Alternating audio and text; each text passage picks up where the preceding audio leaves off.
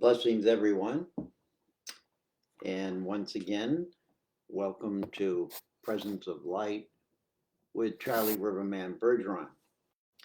It's always a joy to be with you. And I just woke up, so I have no show notes, I have no topic. However, the topic really is about what I experienced yesterday. Yesterday in the US, we celebrated Thanksgiving. And for most people, we were brought up thinking about Thanksgiving as the story of the pilgrims and the indigenous people and being thankful for them, helping them to survive through the winters and uh, and being working together. At least that's the story I was told. When we look at the history of the emigrants from England to the North American continent, we realize that uh, we've created stories that serve us, but not everyone. And it's a sad story, really, because it brings up the message of what was happening then is happening now. And that in all of those years, it hasn't changed much. Humans are still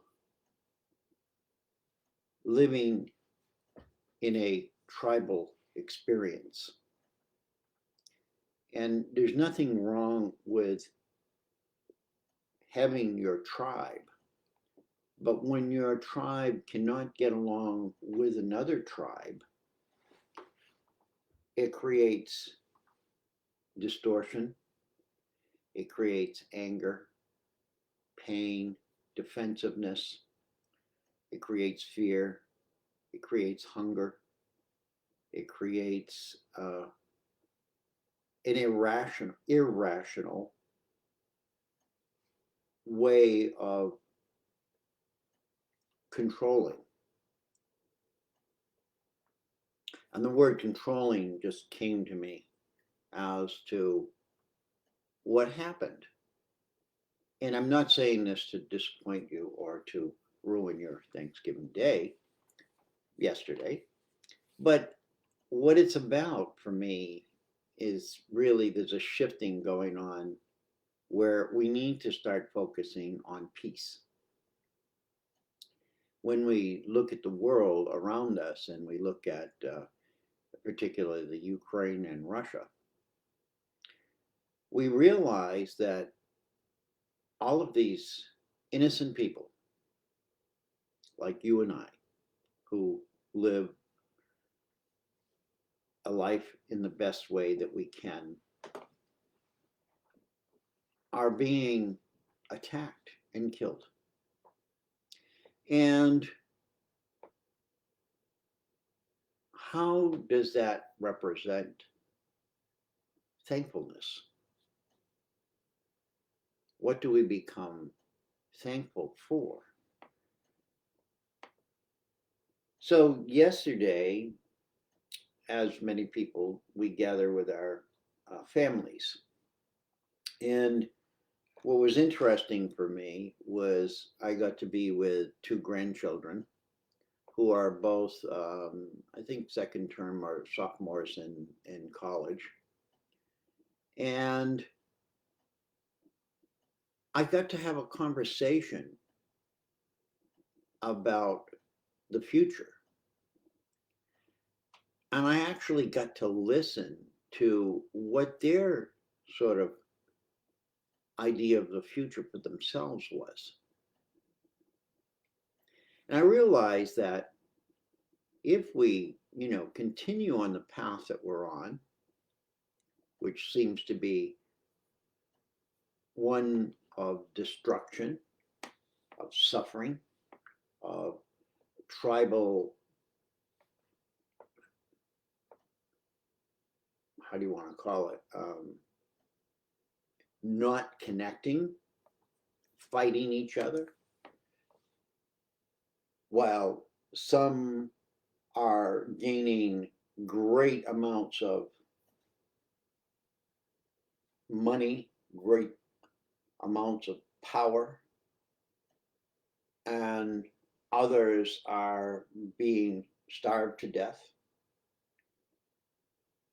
And when groups of people move to find a better life, they're locked out. They're not given any protection. They are treated like wild animals that are not allowed. And the whole ideology of humanity becomes distorted, becomes deeply scattered. And I'm not saying this to be negative. I'm just saying that this, I'm trying to be very nice in explaining that each of us have a role in this. Each of us have an ability within us to see where we can actually do something individually and collectively. And the word that has been calling me even more lately is one of the three things that I'm here to do. And I haven't really found my niche in this, but it's the word peace. How do I go about creating peace? I understand love now more than I ever did before. And I can help others feel that love or understand that love at a different level than we've been taught and told. Light, I understand light at a completely different level, and I can help people understand what the light in them is. And so now that leaves me with my other purpose of this triad of peace, light, and love, and it's peace. And what was struck me the other day was peace is the first word. Peace was the first thing I experienced when I died. And so this is interesting because it's almost like I had three things that I experienced: peace, light, and love. I had to understand light, that I had light, that I was the light. There was no body, there was no brain thinking this. I was the essence of light. All of my humanity, my human beingness was non existent. And there was nothing else to refer me to humanity in that energy field, for lack of better words. And then from the first thing was peace, the light, and the love. And so the light was the first thing that really hit me. I didn't really realize I was in peace because I was moving from physical form to etheric form. But when I was in that light, what I understood in that moment was that I was everything and nothing. There was no identity. There was no way to attach myself to humanity or to heaven or to anything that I, as a human, had ever thought of. And the last place that I became, we actually become it, was love. And it was love at something that I couldn't understand. Because from a human perspective, we cannot relate to that level of energy. And as humans, we transform that level of energy down into this small particle that works for us if we tap into it in this third dimension. So today's talk really is about thankfulness. And I got that from these two young people. I think they're probably in their early 20, 19, 20, whatever. And I looked at them and I saw their future. I saw where each one of them was at a place where they had an opportunity to shift the consciousness of humanity. And when I looked at that, I looked at all people of that age or that, there's a name for it, but you know, they call them all different, but groups of people, humans that come in who are born with a higher wisdom and a more open ability to understand, because we're always incarnated in a progression. We're not the old tribal people anymore. Not that we don't have them, not that we don't honor them, not that we don't respect them, but that it's the style of our living needs to shift out of that and realize that we are one tribe called humanity. We can honor our ancestors, and we are engaged right now in honoring our ancestors in ways that we're beginning to understand how challenging life was for them and how that tribal mentality had to exist because it was close to how the animals existed. They lived in the wild. There wasn't civilization then. So each of us have that tribal instinct in us. I don't care how old your ancestors are. I don't care where they came from. We are human beings, and we adapted to the environment around us. And we created rules and regulations in order to survive. Had we not done that, had we not been tribal, had we not protected our family, no matter where it was around the world, whenever we encountered something that was not part of us, we had to look at how threatening was it.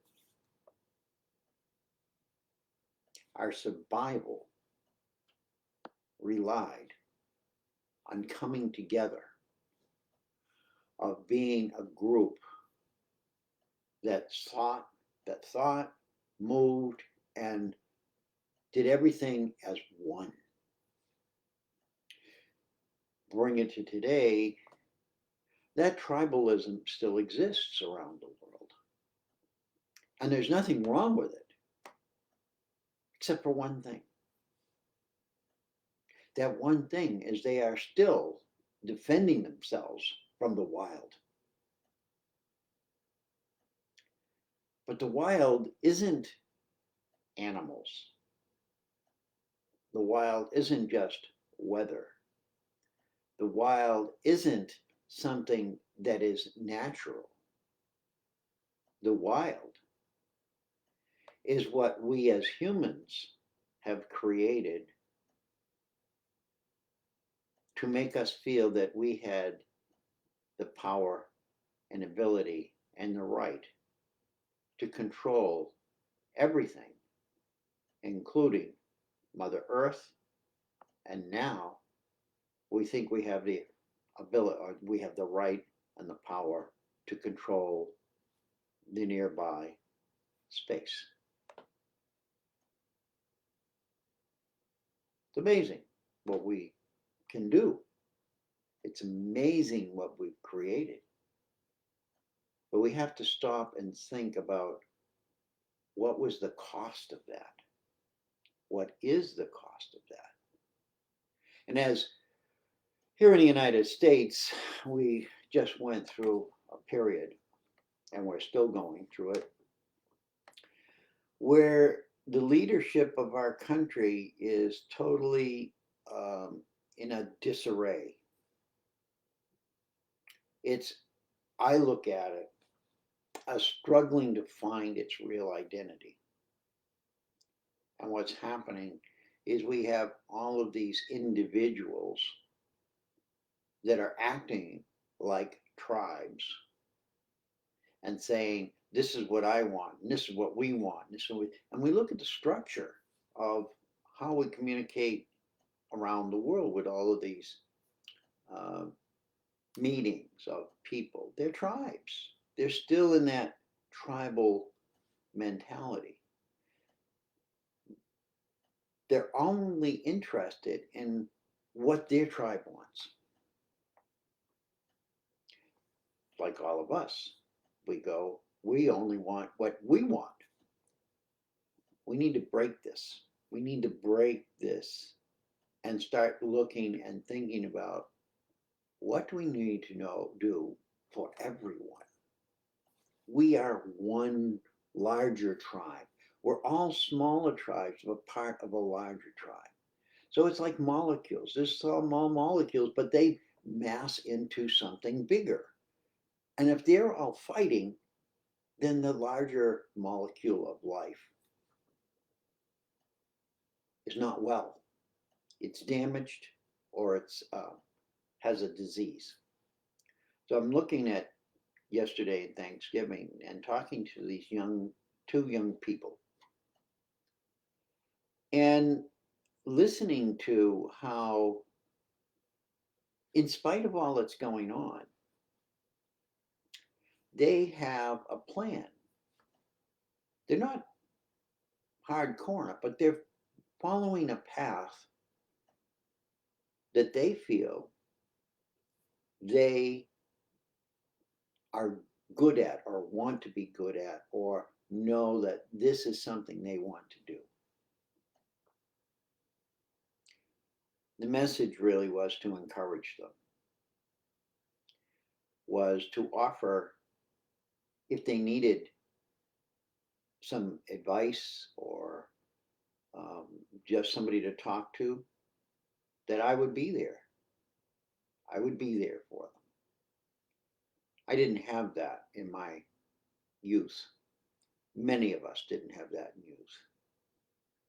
We came from a generation that was just overcoming the destruction and separation of war, where many members of people's families died or were hungry or suffered. And I look now at what's happening, and this is a repeat performance that each of us individually have an ability to adjust, if you will. We're not the leaders. We're not the rule makers. We are sort of the slaves. I don't like that word, but we are the slave crowd, made to believe that we have power, but that power can only raise to a certain frequency, and then something shuts it down. My message today in thankfulness is to learn to be thankful that we at this point in our evolution can see that.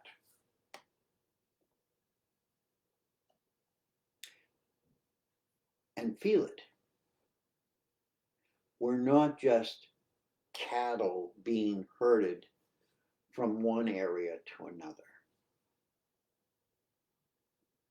We are unique, present individuals who want peace. We don't want chaos. Many have said, well, you can't do anything without it. The reality is, chaos exists in the universe. It's a universal principle. Yet, out of that chaos in the universe, there's some asteroids that fly by. There's this, there's that. There's, you know, um, vortexes and universes colliding and black holes and all of that. But that's not the intention. It's just the nature. And we as humans have the power and the intelligence to maneuver through that. When we leave this planet in a spaceship, we have to dodge thousands of satellites that weren't there. We've created that junkyard up there, if you will. Granted, most of those have a purpose. But this is what I'm bringing up. How do we come back to respecting the environment around us, whether it be locally in our own home, in our own neighborhood, in the greater world, in the greater universe? The message that I got was to take a moment to take a deep breath and to go deeply into yourself and ask yourself, what does peace mean to me?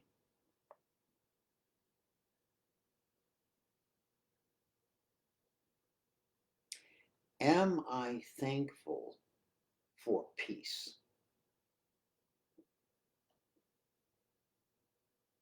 So my only thing that came to me before I signed on was my thing here. It says thankfulness is a key to peaceful coexistence. That's all my writings for this morning. I leave you with that. What is thankfulness for you? What is peace for you? How can each one of us look at the future generations of humanity and leave them a legacy of peace rather than fear, destruction, war, hatred, judgment? It doesn't work. It doesn't work anymore. Calling each other names, taking sides. My leader is better than your leader, and I'll kill you for it. I'll go and get a gun and kill you. And that's an animal logic. We're not being human. We are acting like animals. And we need to learn within ourselves when that animal instinct is being triggered. And it happens to all of us. So I'm not trying to judge you over anyone else, I'm not trying to judge myself. I'm actually having to look at that animal instinct in me and say, when is it rising? When is it coming to a place where I'm going to act out on it? And think about, what would I do? How would I act out? So it's a matter of looking ahead from within and looking within from the future.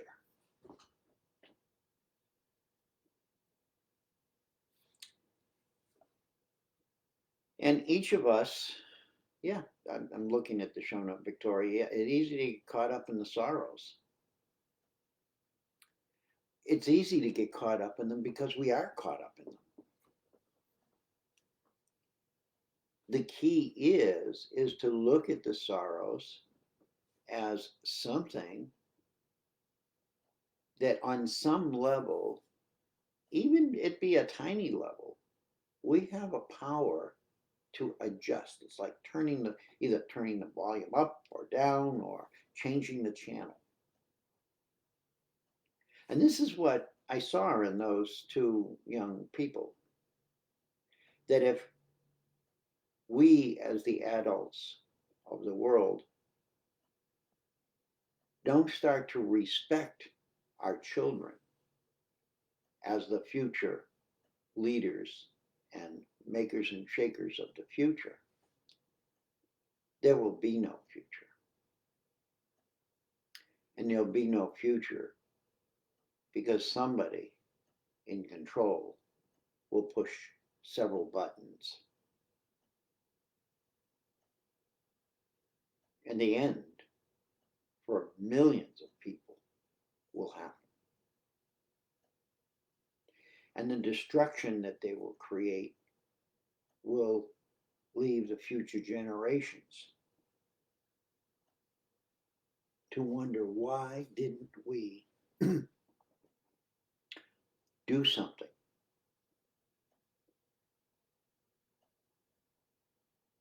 So the message today is to be thankful for what you have, who you are. Look at the parts of your life that are creating anger, sadness, your emotions, what is triggering your emotions. Know that, excuse me, to have your emotions triggered isn't a bad thing. It's sort of like an alarm system. It's like somebody ringing your doorbell and saying, hey, can I come in? Or, hey, you want to come out and play with me? And know that what the world of leadership has been trying to do and is continuing to do is make us feel unable to change our future. That our future relies on their trillions of dollars, their conglomerations, their uh, groups, and we just need to come back into our hearts, and look and say, would I, if that was happening to me, what would I feel?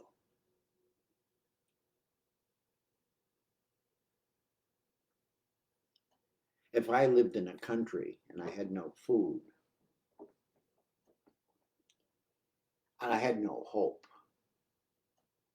because it was a dictatorship where I didn't have any rights and I want to seek it, and I try to go to another country and they lock me out, what would I feel?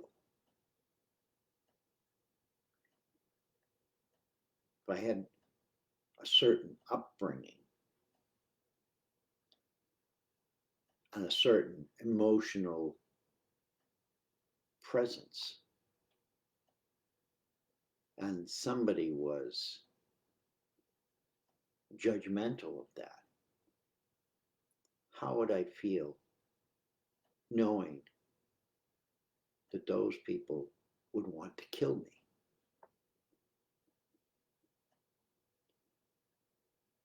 And there's many of you out there who have had that happen in your families. And I offer you my heart.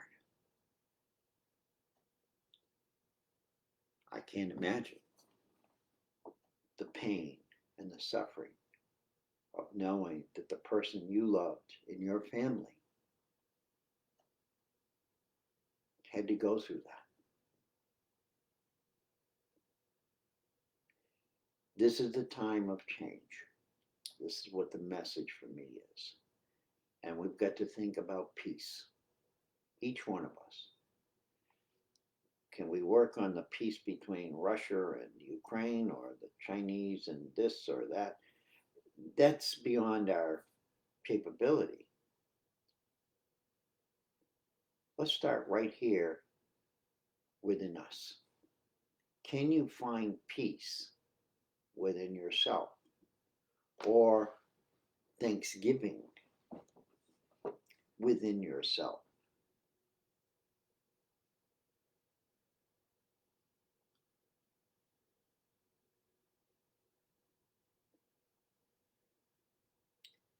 Thanksgiving, as the external we celebrate, should be not because it's a holiday, not because our ancestors did something, not because we got something we wanted. Thanksgiving should be like breathing. No Thanksgiving, no life. It's a powerful, powerful word when you start to dive into what does it mean for me? Not just what am I thankful for, but from within me, what do I give?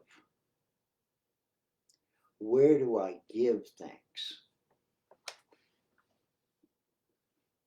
What thankfulness do I want to share with my neighbors, with my family? Or am I stuck in this world of it's all about me? And I didn't mean for this to be a lecture. I just bring up what comes through.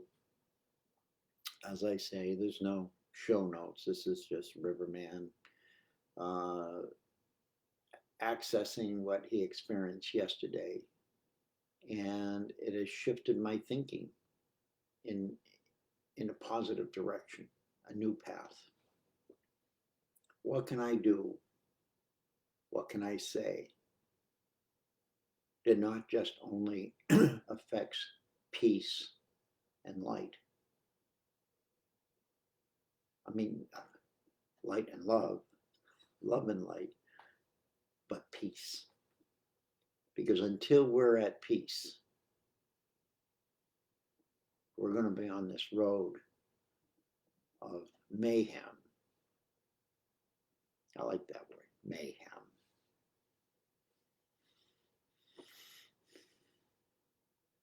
For a long, long time. So, bless you all. May the mayhem in your life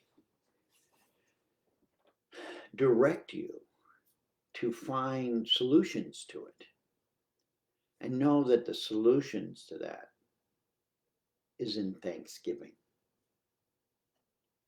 And in that thanksgiving, you will heal. That what we give to others we have to have within ourselves. We can't create peace without peace. May each of you come back to a place of understanding what peace for you means and be thankful and share it. Share it with others. It doesn't matter how, who, where, but know that if each one of us can start generating more peace within our own presence, it will shift the human consciousness. That's how much power we truly have, that we've been told for hundreds of thousands of years not to use.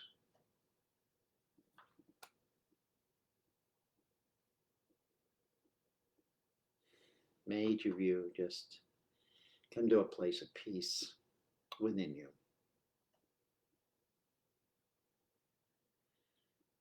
Inhaling the precious air that we live in.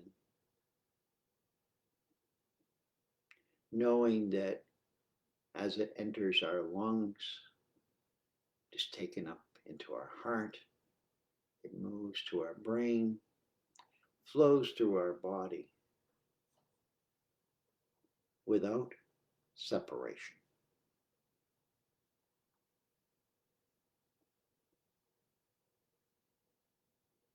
You are one. I am one. We are all one.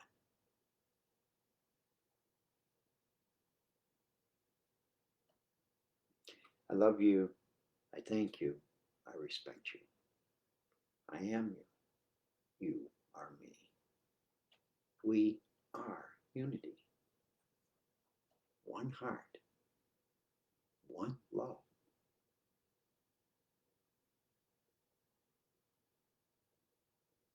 Forever. Let's add one piece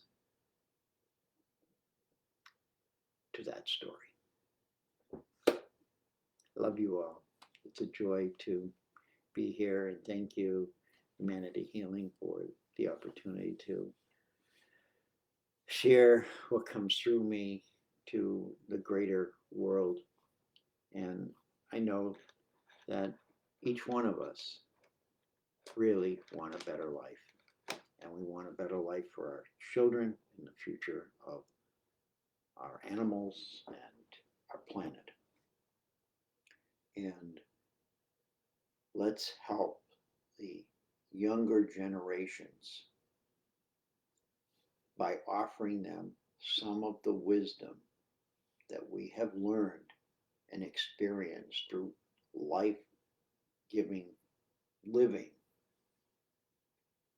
and encourage them to enhance it, to bring it into a focus that will not only benefit them personally,